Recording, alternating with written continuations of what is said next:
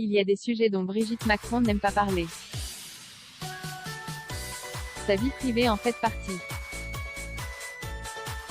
C'est d'ailleurs à l'occasion d'une interview au sujet des pièces jaunes que la première dame a brièvement évoqué son intimité, son mariage avec Emmanuel Macron et ses 3 enfants.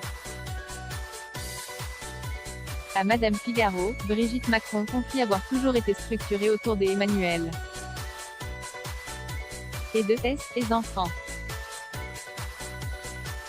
Je dis Emmanuel car je vous parle de mon mari, pas du président, ajoute-t-elle.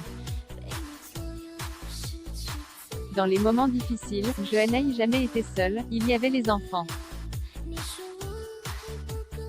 Mère de Sébastien Ozière, né en 1975, Laurence Ozière et Tiphaine Ozière, née en 1984 de son premier mariage, la première dame ne VEUT. Pas trop parler d'eux car ce serait les exposer, et ça, elle ne le supporte pas. J'aille cette colonne vertébrale démultipliée. Ma vie n'est pas ordinaire, je suis l'épouse du président de la République, mais les valeurs fondamentales qui me structurent sont simples et l'ont toujours été, poursuit Brigitte Macron auprès de nos confrères, avant de se confier sur son enfance au sein d'une famille nombreuse.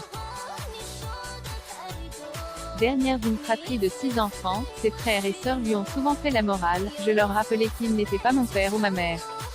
Ses parents d'ailleurs, Brigitte Macron les décrit comme des gens extrêmement structurants, qui aimaient profondément leurs enfants. Il pouvait être très cool dans certains domaines qu'ils de nous laisser sortir, faire ce qu'il nous plaisait, mais le respect de l'autre, c'était incontournable, se souvient-elle. Brigitte Macron, je vis très fort dans l'instant présent, il laissait tout passer, tout sauf ça, assure la première dame à Madame Figaro. De cette enfance, Brigitte Macron a tiré une bonne nature et une joie de vivre à toute épreuve.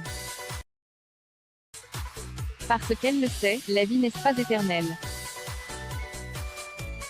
La mort d'ailleurs, elle y pense sans peur. Je vis aussi très fort dans l'instant présent. Je suis intimement persuadée que la mort nous attend à chaque instant, donc rien d'autre n'existe que là, ici, maintenant, poursuit-elle, émouvante, en évoquant le tragique décès de l'une de ses sœurs, Maryvonne, dans un accident de voiture. J'ai ça en tête depuis que j'ai 8 ans. J'ai l'impression qu'on n'a pas le temps, qu'il faut aller vite. Ce que vous ne faites pas maintenant, peut-être ne le ferez-vous jamais. C'est aussi le carpe diem du cercle des poètes disparus.